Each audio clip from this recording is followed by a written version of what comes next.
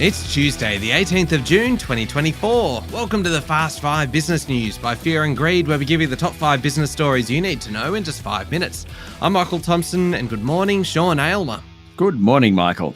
Sean, 5 stories in 5 minutes. Let's go. Story number 1. Chinese Premier Li Qiang and Prime Minister Anthony Albanese held what was described as candid talks yesterday over the differences between the two countries. But in the end, they were both there smiling quite happily for the photo opportunity. Sure were. The two leaders announced plans to streamline visa access between the two countries and strengthen the free trade agreement. All avenues of government-to-government dialogue will be restored, and the Prime Minister said the two countries had renewed and revitalised their engagement. He said the discussions strengthened his view that it's critical for countries to engage given the geographic and economic connections and the bonds between people. Mr. Li said China and Australia could seek common ground while shelving their differences. It's the first trip by a Chinese leader since 2017, and it came with some angst. Pro and anti-Chinese campaigners gathered outside Parliament, and there were occasional clashes between them. Sean, clearly there was plenty of positive sentiment in the meeting, but what does it really mean? What difference is this actually going to make? Well, there were some tangible outcomes. In fact, the two of them oversaw 5 new agreements, one on free trade, another on expanding economic dialogue. There's cooperation on climate change, education and research, and collaboration and exchanges in the arts. China and Australia also want to improve military-to-military communication to avoid incidents. We've seen a couple of those over the last few months. Also, the two countries will implement reciprocal access to multi-entry visas of up to 3 to 5 years for business, tourism and visiting family members. Mr. Li said Australia would also be included in China's visa waiver program. Probably that means being able to visit China for up to 15 days without a visa. Just as an aside, there was also some controversy when Australian journalist Chang Li appeared to be blocked from cameras during a signing ceremony yesterday. Now, Cheng was released from a Chinese prison in October last year. She now works for Sky News. It just appeared that she was being blocked by Chinese officials. Sean, story number 2. The former boss of the AFL, Gillon McLachlan, has been appointed chief executive of gaming group Tabcorp. It's probably a bit of a high-risk player for both Tabcorp and McLachlan. While he is respected for the way he ran the AFL, running a listed entity is a very different beast. Chair of Tabcorp, Bruce Ackhurst, said Mr. McLachlan was one of Australia's leading CEOs and he has a deep understanding of sport, racing and wagering, as well as commercial acumen. He succeeds Adam Reitenskild, who left the group in March after the board launched an investigation into whether he used inappropriate and offensive language, something he says he doesn't recall.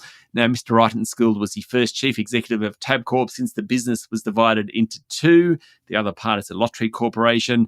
Mr. McLachlan, of course, oversaw the AFL for 10 years. In that time, revenue more than doubled. He'll also act as an advisor to Blackstone, the PE group that owns Crown Resorts, which I would have thought was a competitor. Anyway, we'll see how that goes. Story number 3. How about this? Federal politicians set to get a 3.5% wage increase, lifting the base salary for a backbench MP to $233,651. The Independent Remuneration Tribunal announced the decision yesterday. As a base goes up, so too do other pay rates, such as shadow ministers and the Speaker of the House of Representatives. The increase is less than the 3.75% awarded by the Fair Work Commission 2 weeks ago to Australia's lowest paid workers, also less than the inflation rate. For the record, the Prime Minister earns a base rate plus a 160% additional salary for being PM. He'll end up with $606,000. Opposition leader Peter Dutton will receive $417,000. Just as a comparison, US President Joe Biden makes $400,000 US, about the same as Anthony Albanese in Australian dollars. The leader of Singapore, best paid, about 3.3 million Aussie dollars. There you go. Story number 4, social media, Sean, is poised to overtake traditional media as people's main source of news. The interesting thing is, though, this is across all age groups. Yeah, so the University of Canberra's Digital News Report surveyed 2,000 Australians and 56% said television had been a source of news in the prior week. 49% said social media. TV was down 2 percentage points. Socials were up 4 percentage points. You repeat that next year and, well, it's about even Stevens.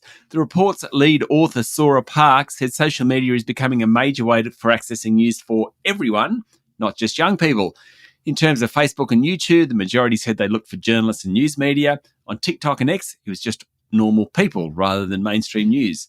Among Gen Z, defined as those born between 1997 and 2012, 74% say social media is a source of news. Baby boomers said about 34%. Facebook is most used for news, ahead of YouTube, Instagram and X. Last one, Sean. Story number 5. Wells Fargo fired more than a dozen employees last month after investigating claims that they were faking work from their desks. Yes, the staffers, all in the firm's wealth and investment management unit, were discharged after a review of allegations involving simulation of keyboard activity, creating impression of active work, according to disclosures filed with the Financial Industry Regulation Authority. Devices and software to imitate employee activity, sometimes known as mouse movers or mouse jigglers, took off during the pandemic. You can now buy them for about $20 on Amazon.com. There's also plenty of chat on social media about swapping tips, how best to use these to make it look as if you are working. Now, it's unclear from the disclosures whether the employees at Wells Fargo were working from home or work, but you would imagine it would be from home, Michael. Anyway, as I'm sure you'll agree, it almost sounds like an episode of The Simpsons or something. Yeah, Sean, I think you might be right. Once again, The Simpsons accurately predicting the future. That's it, the top 5 business stories in 5 minutes. Thank you, Sean. Thank you, Michael. It's Tuesday, the 18th of June, 2024. Remember to hit follow on the podcast. And if 5 minutes isn't enough, you can find our longer daily show called Fear and Greed, wherever you listen to podcasts, or at fearandgreed.com.au, which is also where you can sign up for our free weekly newsletter, which comes out tomorrow morning. So you better get onto that today. I'm Michael Thompson, and that was the Fast 5 Business News by Fear and Greed. Have a great day.